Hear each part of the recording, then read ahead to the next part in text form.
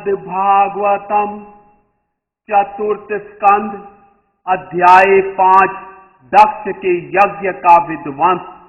मैत्रेय ने कहा, जब शिव ने नारद से सुना कि उनकी पत्नी सती प्रजापति दक्ष द्वारा किए गए अपमान के कारण मर चुकी है और रिपुओं द्वारा उनके सैनिक खदेड़ दिए गए हैं, तो वे अत्यधिक क्रोधित हुए।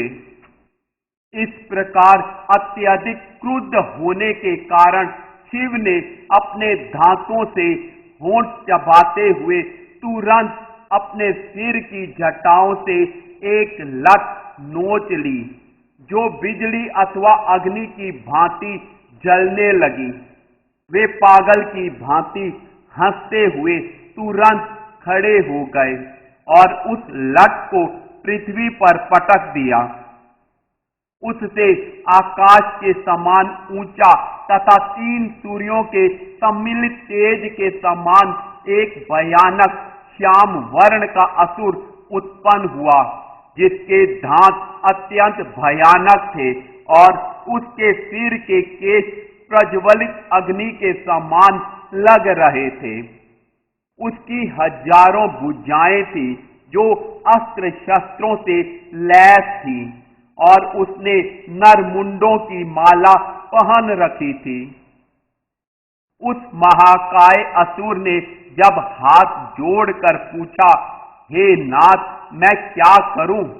भूतनाथ रूप शिव ने प्रत्यक्षतः आदेश दिया, तुम मेरे शरीर से उत्पन्न होने के कारण मेरे समस्त पार्षदों के प्रमुख हुए, अतः यज्ञ स्थल पर जाकर दक्ष को उसके सैनिकों सहित मार डालो।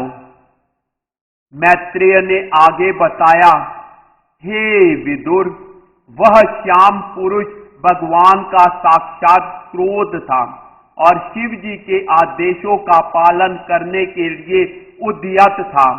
इस प्रकार किसी भी विरोधी शक्ति का सामना करने में अपने को समर्थ समझकर उसने भगवान शिव की प्रदक्षिणा की।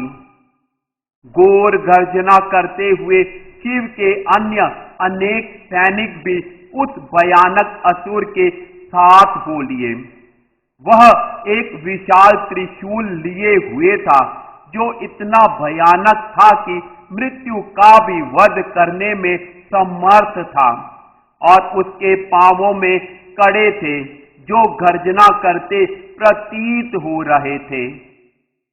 उस समय यज्ञ स्थल में एकत्रित सभी लोग, पुरोहित, प्रमुख यजमान, ब्राह्मण तथा उनकी पत्नियां आश्चर्य करने लगे कि यह अंधकार कहां से आ रहा है। बाद में उनकी समझ में आया कि यह धूल भरी आंधी थी और वे सभी अत्यंत व्याकुल हो गए थे। आंधी के स्रोत के संबंध में अनुमान लगाते हुए उन्होंने कहा, न तो तेज हवाएं चल रही हैं और न गोए ही जा रही हैं, न यह संभव है कि यह धूल भरी आंधी लुटेरों द्वारा उठी है, क्योंकि अभी भी बलशाली राजा बरही उन्हें दंड देने के लिए जीवित हैं।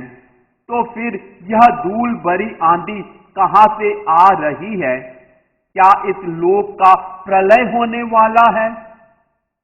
दक्ष की पत्नी प्रसूति एवं वहां पर एकत्र अन्य स्त्रियों ने अत्यंत आकुल होकर कहा, यह संकट दक्ष के कारण सती की मृत्यु से उत्पन्न है, क्योंकि निर्दोष सती ने अपनी बहनों के देखते देखते अपना शरीर त्याग दिया है।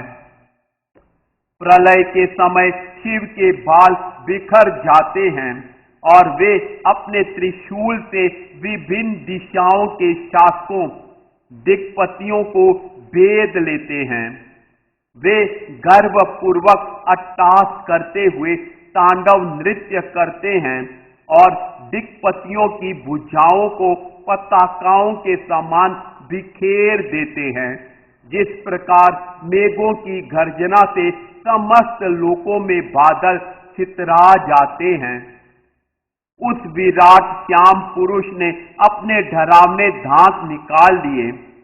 अपनी भौहों के चालन से उसने आकाश भर में तारों को तितर बितर कर दिया और उन्हें अपने प्रबल भेदक तेज से आच्छादित कर लिया। दक्ष के कुव्यवहार के कारण दक्ष के पिता ब्रह्मा तक इस घोर कोप प्रदर्शन से नहीं बच सकते थे।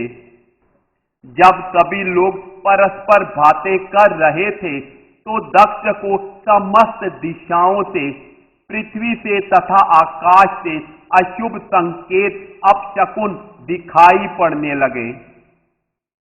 हे विदुर, शिव के समस्त अनुचरों ने यज्ञ स्थल को घेर लिया। वे नाटे कद के थे और अनेक प्रकार के हथियार लिए हुए थे। उनके शरीर मकर के समान कुछ कुछ काले तथा पीले थे। वे यज्ञ स्थल के चारों ओर दौड़ दौड़ कर उत्पात मचाने लगे।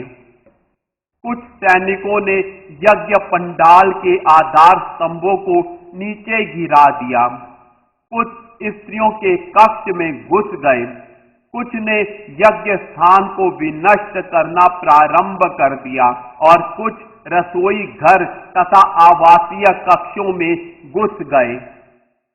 उन्होंने यज्ञ के सभी पात्र तोड़ दिए और उनमें से कुछ यज्ञ अग्नि को बुझाने लगे।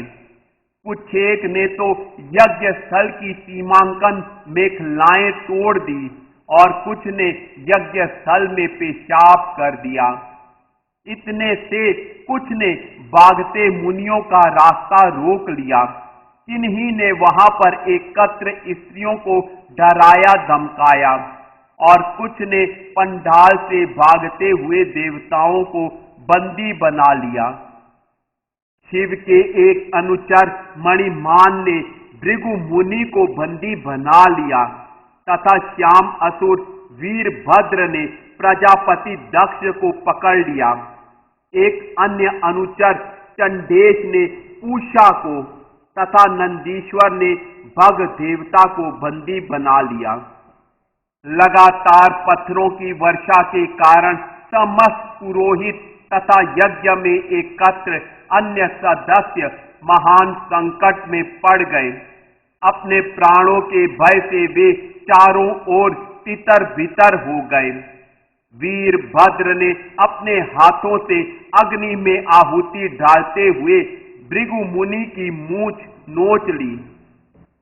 वीरभद्र ने तुरंत उस भग को पकड़ लिया जो भृगु द्वारा शिव को शाप देते समय अपनी भौहें मटका रहा था।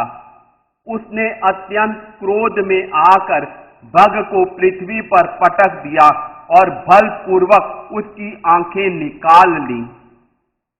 जिस प्रकार बलदेव ने अनिरुद्ध के विवाह उत्सव में द्यूत क्रीड़ा के समय कलिंग राज दंत वक्र के दांत निकाल लिए थे, उसी प्रकार से वीरभद्र ने दक्ष तथा पूषा दोनों के दांत उखाड़ लिए, क्योंकि दक्ष ने शिव को शाप दिए जाते समय दांत दिखाए थे और पूषा ने भी सहमति स्वरूप हंसते हुए दांत दिखाए थे। तब वह दैत्य सदृश पुरुष वीरभद्र दक्ष की छाती पर चढ़ बैठा और तीक्ष्ण हथियार से उसके शरीर से सिर काट कर अलग करने का प्रयत्न करने लगा, किंतु सफल नहीं हुआ। उसने मंत्रों तथा हथियारों के बल पर दक्ष का सिर काटना चाहा, किंतु दक्ष के सिर की चमड़ी तक को काट पाना दूभर हो रहा था। इस प्रकार वीरभद्र अत्यधिक चकित हुआ। तब वीरभद्र ने यज्ञशाला में लकड़ी की बनी युक्ति करनी देखी, जिससे पशुओं का वध किया जाता था। उसने दक्ष का सिर काटने में इसका लाभ उठाया।